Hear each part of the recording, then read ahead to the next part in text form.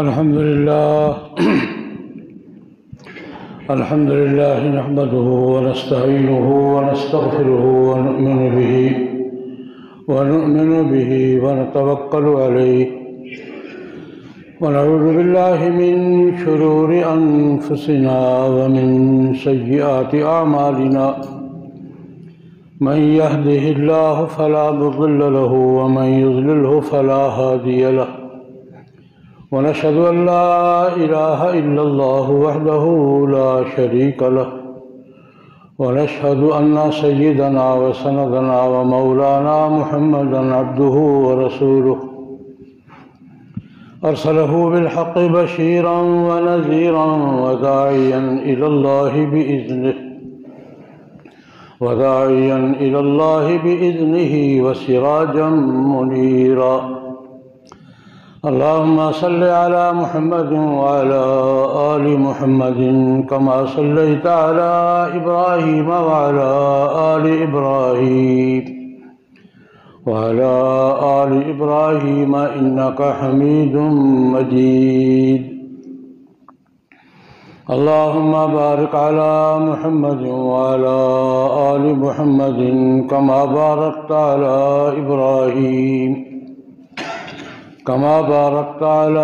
إبراهيم وعلى آل إبراهيم إنك حميد مجيد.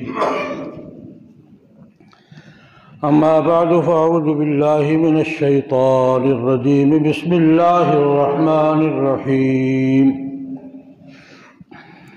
وإن خفتم شقاق بينهما فابعثوا حكما من أهله وحكما من أهلها إن يريدا إصلاحا يوفق الله بينهما إن الله كان عليما خبيرا. صدق الله العظيم. بزرگان محترم، برادران اسلام، قرآن مقدس کی ایک آیت کریمہ تلاوت کی ہے. مختصر وقت کے اندر اس آیت مبارکہ کی روشنی میں کچھ ضروری باتیں عرض کرنے کی کوشش کروں گا. اللہ جل جلالہ و عم نوالہ کی بارگاہ میں دعا فرمائیں، خداوند ذوالجلال مجھے صحیح عرض کرنے کی، آپ حضرات کو صحیح سننے کی، مجھے آپ کو سب مسلمان بلکہ انسان بھائیوں کو صحیح بات سمجھنے، قبول کرنے اور اس پر عمل کرنے کی توفیق عطا فرمائے.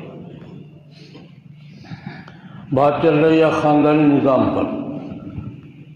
میاں بیوی بچے گھر کا نظام یہ کیسے ہے، اس کے مختلف مسائل کا ذکر ہو رہا. پہلے ذکر ہوا تھا کہ قرآن کریم نے نکاح کے مقاصد بیان کیے. ان تبتغوا باموالکم محسنین غیر مصافحین ولا متخذی اخدان. 3 بنیادی دائرے بیان فرمائے کہ میاں بیوی کا تعلق خاوند بیوی کی ساری مالی ذمہ داریاں قبول کرے گا تب نکاح ہوگا. نکاح کے ساتھ خاوند کو بیوی اور بیوی کے نتیجہ اولاد ان سب کے خرچے کی ذمہ داری لینا ہوگی. مہر بھی ہے اس میں نفقہ بھی ہے، اس میں وراثت بھی. نکاح قرآن پاک نے نکاح کے ساتھ پہلا جملہ یہ بولا ہے ان تبتغوا باموالکم، اپنے مالوں کا خرچ کر کے تم عورت تلاش کرو گے، پہلے ذمہ داری قبول کرو گے. اب میں نے گزارش کی تھی کہ ذمہ داری میں 3 باتیں ہیں. سب سے پہلے تو مہر ہے، لازمی ہے. اگر آپ مقرر نہیں کریں گے تب بھی شرعاً مہر مثل لازم ہوگا. مقرر کریں گے تو جو طے کریں گے وہ دینا پڑے گا، نہیں کریں گے تو مہر مثل وہ تو ہوگا ہی، دینا ہی ہوگا. دوسری بات نفقہ، بیوی کے سارے اخراجات خاوند کے ذمہ ہیں. رہائش، خوراک، تعلیم، سب کچھ. اور صرف بیوی کا نہیں، میاں بیوی کے ملاپ کا جو نتیجہ ہے اولاد، اس کا بھی باپ کے ذمہ ہے. جب تک بچے بالغ نہیں ہو جاتے. یہ بات عرض ہو چکی ہے. آج ایک اور پہلو پہ بات کروں گا. میاں بیوی میں اختلاف ہو جائے، جھگڑا ہو جائے، پھر کیا کرنا ہوتا ہے. جہاں بھی اکٹھے رہیں گے جھگڑا تو ہوگا، اختلاف بھی ہوگا، جھگڑا بھی ہوگا. یہ بات پہلے ذکر ہو چکی ہے. حضرت عمر رضی اللہ تعالیٰ عنہ کے حوالے سے تفصیل کے ساتھ بیان ہو چکی ہے کہ حضرت عمر رضی اللہ تعالیٰ عنہ کہتے ہیں ہم جاہلیت کے زمانے میں عورت کا اختلاف کا حق نہیں سمجھتے تھے کہ عورت کسی مسئلے پہ خاوند سے اختلاف کرے. ہم نہیں سمجھتے تھے عورت کسی مسئلے سے خاوند کو ٹوکے، ہم اس حق نہیں سمجھتے تھے. جاہلیت کے زمانے میں عورت اختلاف کرے، کسی بات سے انکار کرے، کسی بات پر ٹوکے. حضرت عمر رضی اللہ تعالیٰ عنہ فرماتے کہ جاہلیت میں ہم عورت کو یہ حق نہیں دیتے. لیکن فلما جاء اسلام آیا تو ہمیں پتہ چلا کہ عورت اختلاف بھی کر سکتی ہے، کسی بات پر ٹوک بھی سکتی ہے، کسی بات پہ جھگڑا بھی کر سکتی ہے. اب جھگڑا ہو جائے، جھگڑا نمٹے نہیں تو کیا کرنا ہے، یہ بات عرض کروں گا.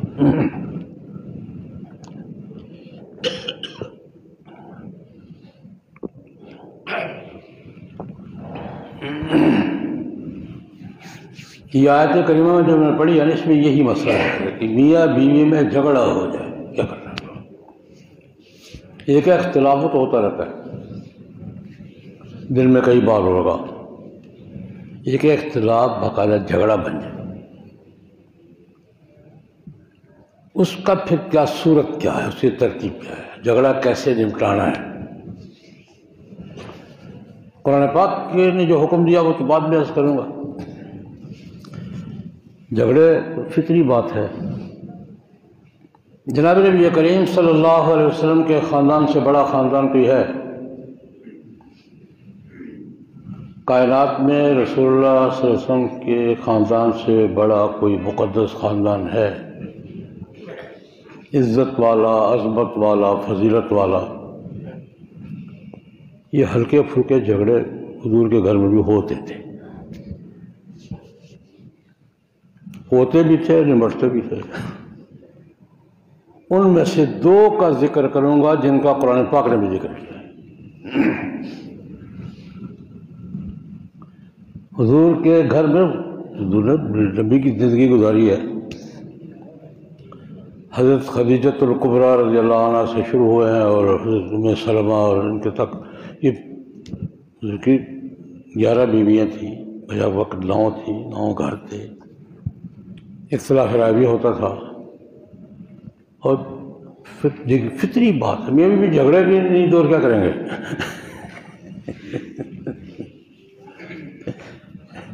میاں بھی جھگڑے دن رات اکٹھے رہے، جھگڑے کیوں نہیں جھگڑیں گے. تو حضور کے خاندان میں واقع ہونے والے جھگڑوں میں سے 2 جھگڑوں کا ذکر کر رہا ہوں جن کا قرآن پاک نے بھی ذکر. پہلا جھگڑا تو حضرت زید بن حارثہ کا اور ام المؤمنین حضرت زینب کا. زید نبی کریم صلی اللہ علیہ وسلم کے پہلے غلام تھے، پھر آزاد کردہ غلام تھے، پھر متبنہ تھے،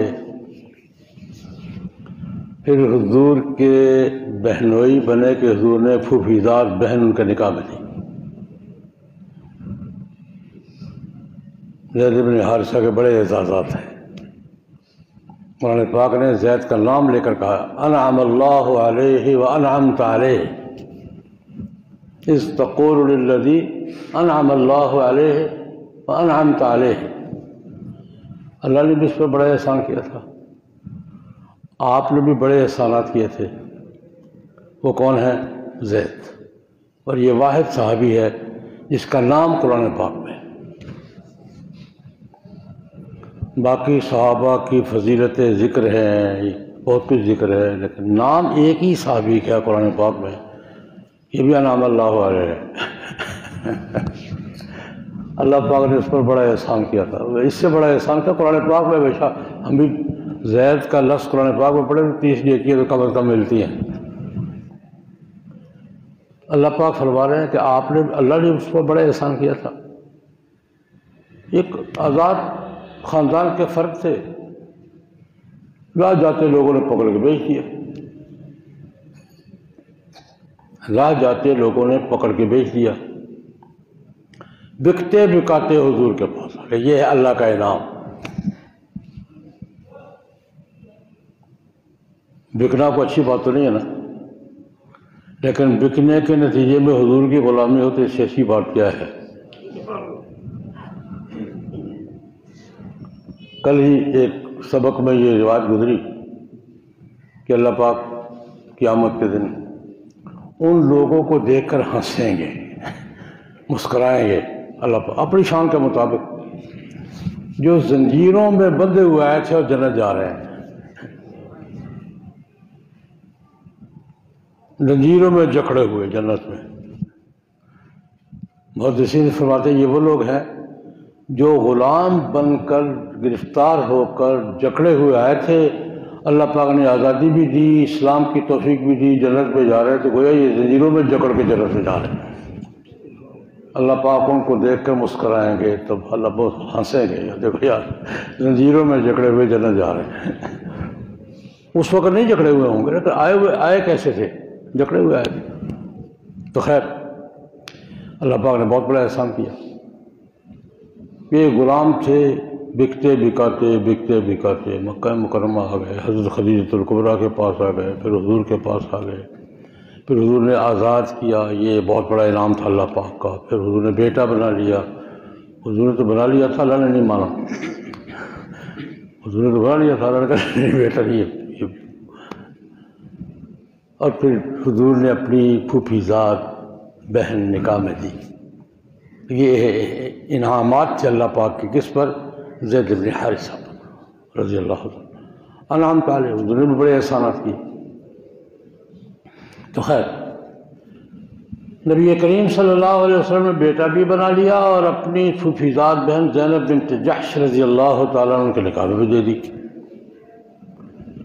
حضور کا مقصد تو اس کی عزت افزائی بھی تھا اور یہ فرق ختم کرنا تھا، جو نکاح میں جناب یہ نہیں وہ آزاد کردہ غلام ہے اور یہ بڑے خاندان کی، اونچے خاندان کی خاتون ہیں، لیکن بات اللہ کی تقدیر غالب رہتی ہے، مزاج نہیں ملے۔ زینب کو حضور نے حکماً کہا نکاح کا۔ زینب نے پوچھا یا رسول اللہ، آرڈر ہے، ٹھیک ہے، نباہ نہیں ہوا، یہ بھی فطری بات ہے، مزاج نہیں ملتے، بس اوقات کوئی مسئلہ نہیں ہوتا، مزاج نہیں ملتے۔ بخاری شریف کی ہی روایت ہے کہ ایک خاتون آئی مدینہ منورہ میں نبی کریم صلی اللہ علیہ وسلم کی خدمت میں، یا رسول اللہ میرا خاوند بہت اچھا آدمی ہے، نیک آدمی ہے، شریف آدمی ہے، میرا اس پر کوئی اعتراض نہیں ہے، لیکن ہم اکٹھے چل نہیں سکتے، مزاج نہیں ملے، میں اس پر کوئی الزام نہیں میرا، بہت اچھا آدمی ہے، لیکن مزاج نہیں ملے۔ اب مزاج نہ ملتے ہوں تو 2-4 دن تو گزارا ہو جاتا ہے، زندگی بھر گزارا نہیں ہوتا۔ مزاج اگر آپس میں نہ ملتے یا قریب نہ ہوں، 2-4 دن 10 دن تو گزارا ہو جاتا ہے، زندگی بھر گزارا ممکن نہیں۔ یا رسول اللہ میرا کوئی اعتراض نہیں اس پر، لیکن مزاج نہیں ملے، نہیں چل سکتے ہم۔ تو میں ٹھیک ہے، اس نے تمہیں کچھ دیا تھا، باغ وغیرہ دیا تھا، واپس کر دو گی؟ کر دو گی، چلو ختم۔ اس کو خلا کہتے ہیں۔ زید بن حارثہ کا بھی مزاج نہیں ملا، آپس میں مزاج نہیں ملا، ماحول کا فرق تھا، علاقے کا فرق تھا، نہیں مزاج ملا۔ اب وہ طلاق دینا چاہ رہے ہیں۔ نبی کریم صلی اللہ علیہ وسلم اس کے امسک علیک زوجک واتق اللہ، اور میں نے خدا کے بندے تیرے نکاح میں دیا، گزارا کرو یار۔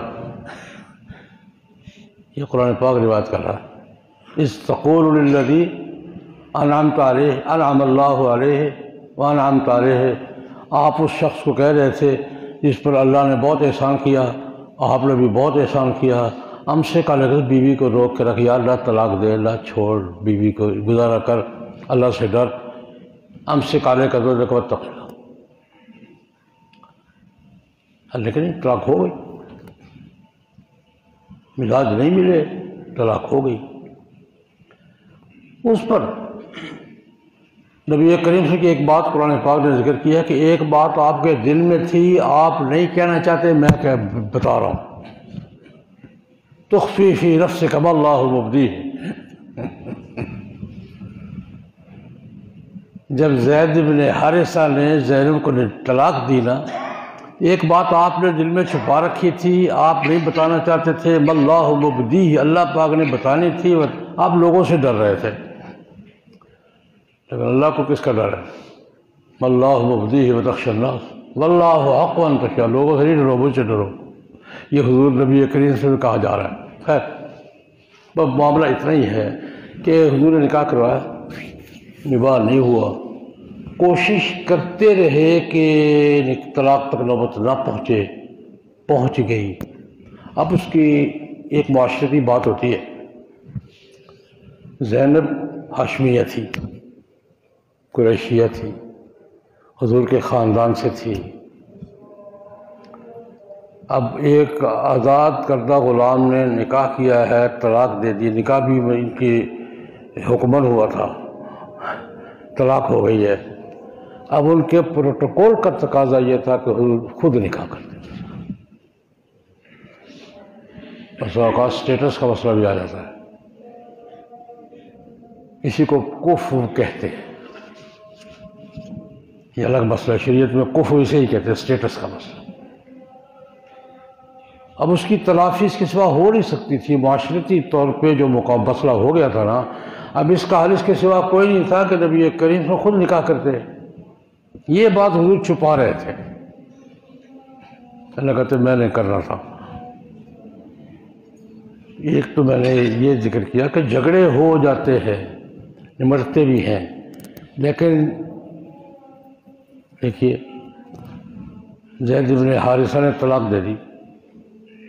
ہمارے یہاں تو طلاق ہو جائے، ہمارا ماحول کیا ہے؟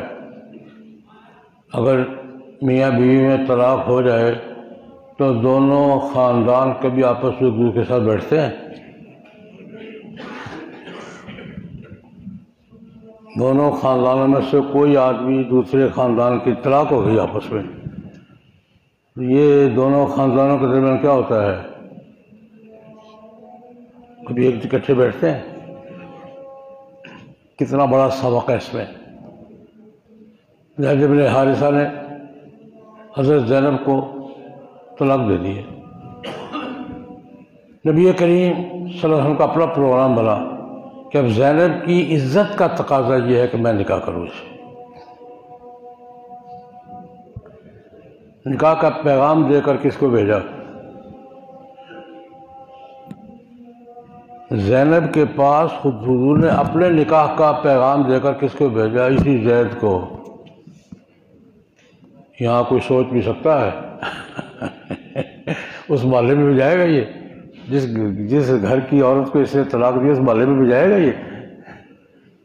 اور حضور نے اپنے نکاح کا پیغام دے کر زید کو بھیجا کہ جا کے زینب کے پاس جاؤ، اس کو کہ میں تم سے نکاح کرنا چاہتا ہوں۔ یہ پیغام دے کر زید گئے طلاق دینے کے بعد۔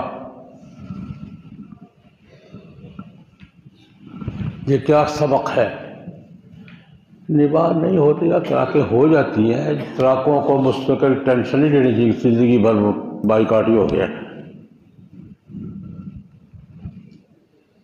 یہ بھی سبق ہے یا نہیں ہے؟ یہاں تو خاندانوں کے بائیکاٹ ہو جاتے ہیں،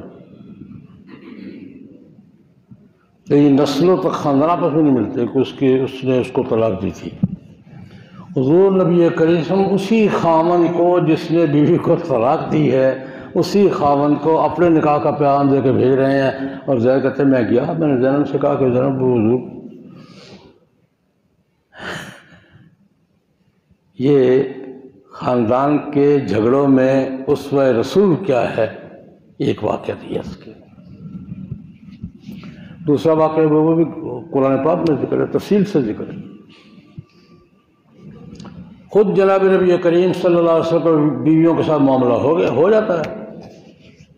ام المؤمنین حضرت عائشہ رضی اللہ تعالیٰ عنہ فرماتی ہے، بخاری لمبی روایت ہے،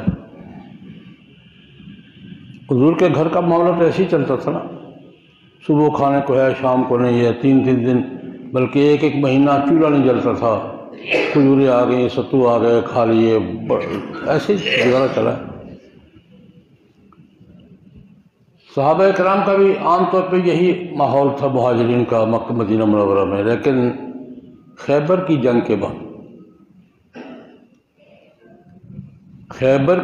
کے بعد جب غنیمتیں اور باغات اور کھیت ملے ہیں تو کچھ سہولت ہو گئی، یعنی جن گھروں میں کھانے کی تنگی سب خوشحال ہو گئی، غنیمت آ رہی ہے، وہ عشر آ رہا ہے، خراج آ رہا ہے، تقسیم ہو رہا ہے، حالت بہتر ہوئی، اور حالات تقریباً یکساں نہیں رہتے، کبھی بھی بدلتے۔ حضرت عائشہ فرماتی ہے کہ حالات شہر کے تو بدل گئے، ہمارے ویسے کے ویسے۔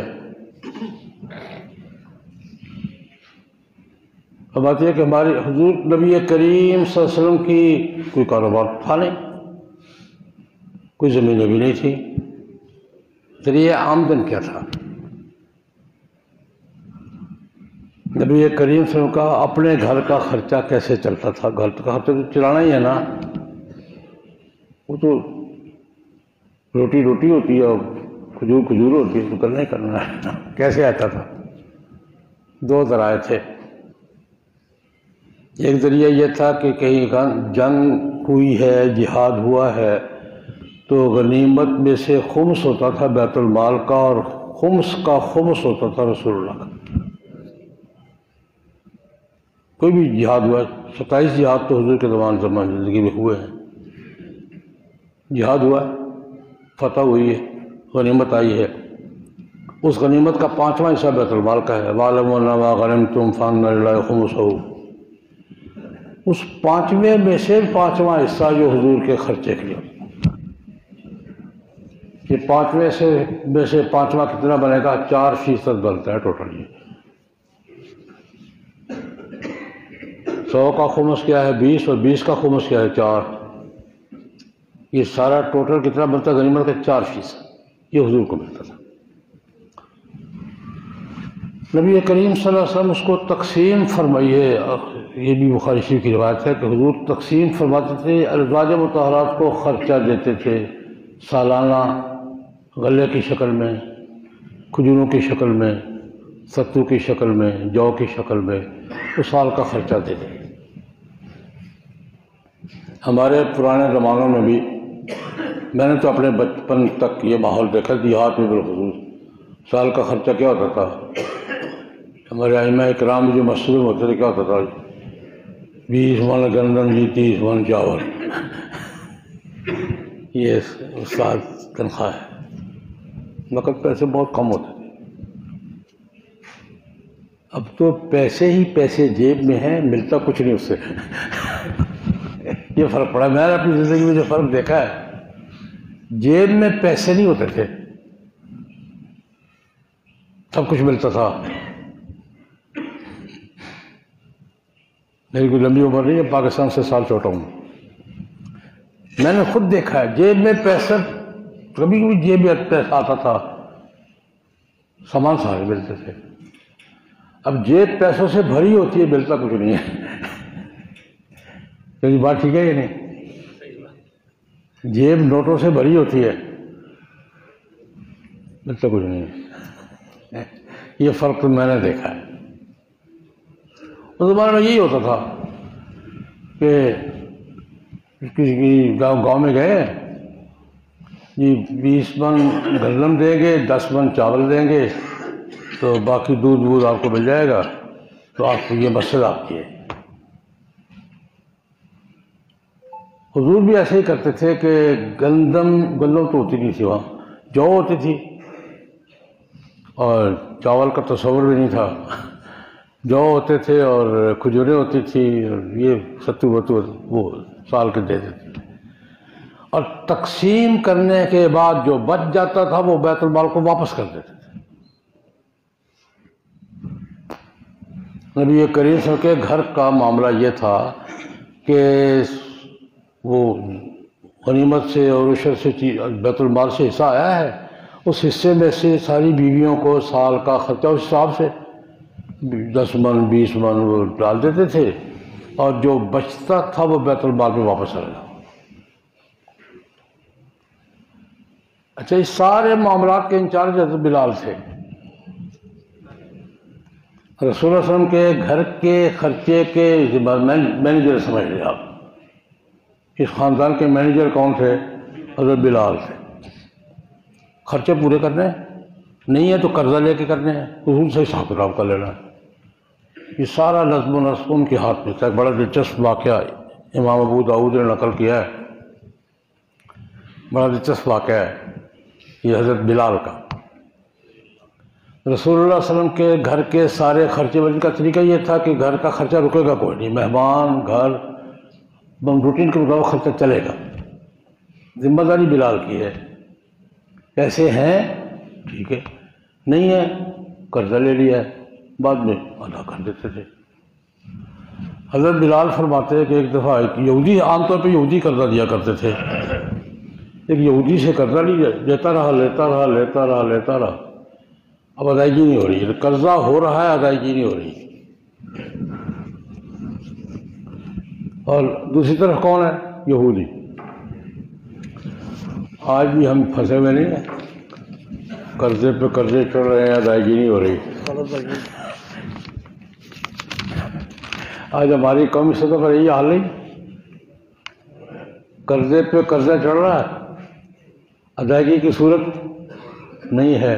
دوسری طرف کون ہے؟ یہودی۔ IMF کیا ہے؟ بلا کر قرضے پہ قرضہ لے رہا ہوں، ایک دوسرے سے کہا آپ پیسے واپس کرو، پہ قرضہ لیا ہوا پیسے تو میرے بھابھی تو نہیں ہے۔ حضور کی خدمت میں یا رسول اللہ وہ قرضہ مانگ رہا تھا، میں گنجائش نہیں ہے، کچھ دن ٹھہرو۔ اس نے پھر مانگا، پھر حضور بھی نہیں آ رہے، کیسے مجھ کے کہیں سے آئے گا تو دوں گا، میرے پاس تو نہیں ہے۔ ایک دن اس سے دھمکی دے دی، اس یہودی ساہوکار نے اس IMF نے دھمکی دے دی، کس کو؟ حضرت بلال کو۔ ابو داؤد شریف کی روایت بیان کر رہا ہوں میں، 3 دن میں قرضہ واپس کرو ورنہ گلے میں رسی ڈال دوں گا۔ 3 دن میں قرضہ واپس کرو ورنہ گلے میں رسی ڈال دوں گا۔ رسی ڈالنے کا مطلب یہ ہوتا تھا کہ تمہیں پکڑ کے مارکیٹ میں بیچ دوں گا جا کر۔ گلے میں رسی ڈالنے کا مطلب یہ ہوتا تھا کہ تمہیں پکڑ کے کسی مارکیٹ میں بیچ دوں گا جا کر، اپنے پیسے پورے کروں گا۔ حضرت بلال بڑے پریشان ہو کر، یا رسول اللہ وہ گلے میں رسی ڈال دے گا، 3 دن کا دھمکی دی ہے اس نے، اور وہ ڈال دے گا، اور میں گلے میں رسی نہیں ڈلواؤں گا۔ میں نے یہ گھسیٹے گئے تھے نا مکہ مکرمہ میں، پہلے مالک نے گھسیٹ کے میرا کا حال کیا تھا، میں گلے میں رسی نہیں ڈلواؤں گا، پیسوں کا انتظام کریں۔ رسول اللہ صلی اللہ علیہ وسلم فرمایا نہیں ہے، میں کیا کروں اب؟ اللہ پاک کو ابھی کہیں سے آئیں گے تو دے دوں گا۔ تو کہا میرے پاس بھی نہیں ہے، اور اس نے دھمکی دے دی ہے 3 دن کی۔ تیسرے دن یا رسول اللہ میں کوئی انتظام نہیں ہے، کروں کیا؟ اب حضرت بلال کہتے یا رسول اللہ رسی تو گلے میں نہیں ڈلواؤں گا، اجازت ہو تو کہیں کھسک جاؤ، جب ہوں گے آ جاؤں گے۔ میں کہیں کھسک جاتا ہوں، پھر کیا کروں؟ تو حضور نے نہ ہاں کی نہ سر جھکا لیا۔ اس کا مطلب یہ کہ اجازت ہے، بلال کہتے میں نے کیا یار سر کھسک جاؤں کہیں، جب پیسے ہوں گے تو آ جاؤں. تو حضور نے ہاں بھی نہیں کی نہ بھی نہیں کی، یوں سب. تو میں سمجھ گیا گنجائش ہے. کہتے ہیں رات کو میں ساری تیاری کر کے سفر کی چپکے سے کھسک جاتا یار جب پیسے ہوں گے آؤں گا، یہ تو نہیں چھوڑے گا یہ مجھے. ساری تیاری کر کے میں لیٹا ہوں، کسی نے بلال عجب رسول اللہ، بلال حضور بلا رہے ہیں. کہتے میں گیا تو 3 اونٹ ببا ساز و سامان سے لدے ہوئے کھڑے تھے. بلال کام چل جائے گا؟ حضور بلال سے بلال کام چل جائے گا؟ میں نے نظر ڈال میں نے کہا یا رسول اللہ کچھ بچ بھی جائیں گے. توجہ، یہ فلاں سردار نے مجھے ہدیہ بھیجا ہے، یہ تھا حضور کا ذریعہ آمدن. فلاں قبیلے کے سردار نے مجھے یہ ہدیہ بھیجا ہے، ابھی ملا ہے، تو ہو جائے گا. بلال کہتے ہیں میں نے اللہ کا یا اللہ تیرا شکر ہے کہ میں شہر چھوڑنے سے بھی بچ گیا ہوں، گلی رستے میں گلی ڈال سے. یہ طریقے میں ماحول بتا رہا ہوں کہ نبی کریم صلی اللہ علیہ وسلم کا گھر کے اخراجات کا ماحول یہ تھا. وہ حضور نے فرمایا کہ جو تقسیم ہو جائے نا ساز و سامان، قرضہ ادا کرنے کے بعد بچ جائے تو گھر نہیں لانا، تقسیم کر دینا. یہ ماحول حضرت عائشہ رضی اللہ عنہ فرماتی ہیں کہ عام ماحول میں تو سہولتیں آ گئی تھی، ہمارے گھر کا ماحول ویسا ہی تھا جیسے پہلے تھا. کبھی مل گیا کھانے کو، کبھی ملا، کبھی 3 دن فاقہ، کبھی 4 دن فاقہ، کبھی دن میں 2 دفعہ بھی مل جاتا تھا، 3 دن میں 1 دفعہ بھی نہیں ملتا تھا. وہی ماحول چل رہا تھا. تو ہم ازواج مطہرات نے مشورہ کیا تو حضور سے بات کرنی چاہیے. سب نے گٹ پٹ کر لی. اب اس نے طے کیا کہ حضور کو بیٹھ کے بات کریں. ایسا تو کچھ تو فرق پڑنا چاہیے نا. باقی گھروں میں سہولتیں آ گئی ہیں، ہمارا گھر ویسے کا ویسا ہی ہے. تو حضرت عائشہ فرماتی ہے کہ ہم نے کہا کہ ساری بیٹھیں گی، متکلم میں ہوں گی. متکلم حضرت عائشہ وہ ان سے بڑی خطیب کوئی نہیں تھی اس دنیا میں، گفتگو یہ کریں گی. حضور تشریف لائے، ہم سب نے گھیرا ڈال لیا، بیٹھ گئی. میں نے کلام کیا، حضور ناراض ہوئے.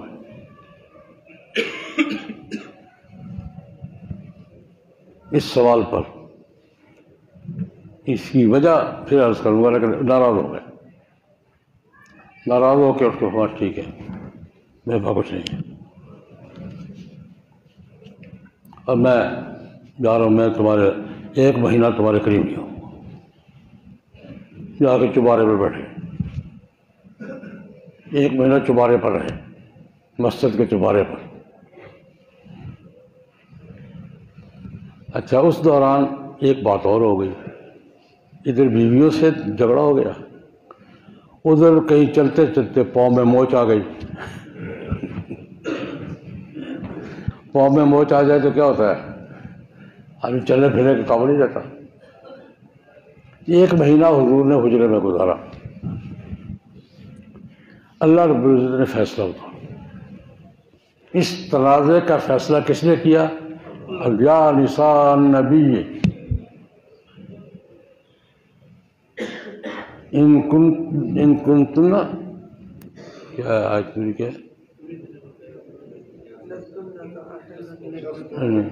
اور اس میں یہ خلاصہ کرتا ہوں. اللہ پاک نے کہا دیکھو نبی کے گھر میں رہنا ایسے ہی رہو گی، اور اگر اور کچھ چاہیے تو ٹھیک ہے. فتعالینا امتعکن واسرحکن سراحا جمیلا.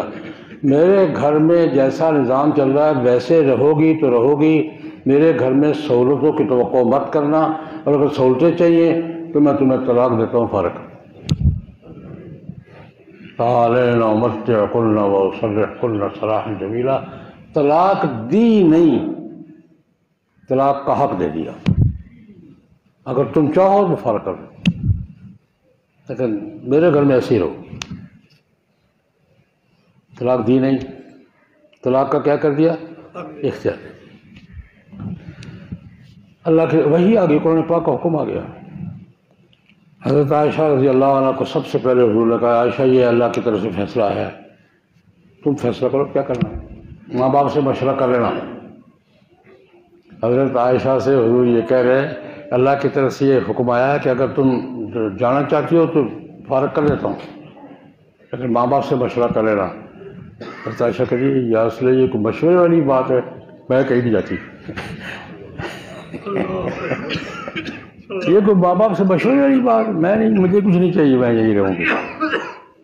سب ازواج مطہرات کا جواب یہی تھا.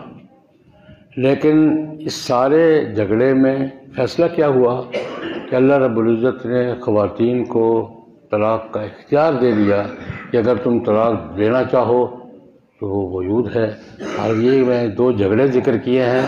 قرآن پاک نے میاں بیوی کے جھگڑوں میں کیا اصول بیان کیا ہے وہ آیت میں پڑھ دیتا ہوں, اگلے دن میں عرض کروں گا انشاءاللہ. اللہ پاک کہتے ہیں میاں بیوی میں جھگڑا بڑھ جائے نا, ان خفتم شقاق بینہما, میاں بیوی میں جھگڑا بڑھ جائے نا, حل نہ ہو رہا ہو, فبعثوا حکما من اہلہ وحکما من اہلہ, ایک نمائندہ ادھر سے, ایک نمائندہ ادھر سے, ایک بیوی کا نمائندہ, ایک خاوند کا نمائندہ, گھر میں بیٹھ کے فیملی میں مسئلہ حل کرو. قرآن پاک نے جھگڑے کا پہلا حل کیا بتایا ہے؟ فیملی, خاندان کے اندر بیٹھ کے طے کرو, تھانے نہ جاؤ. پہلا پروسیس کیا بیان کیا ہے؟ ایک نمائندہ اس کا, ایک آپس میں بیٹھ کے طے کرو. باقی تفصیلات انشاءاللہ ہوں گی گفتگو کے لیے. ہاں یہ ہمارے ساتھی عبدالودود, ان کی خالہ محترمہ کا انتقال ہو گیا ہے. اللہ تبارک و تعالیٰ ان کی مغفرت فرمائے, جنت الفردوس میں جگہ عطا.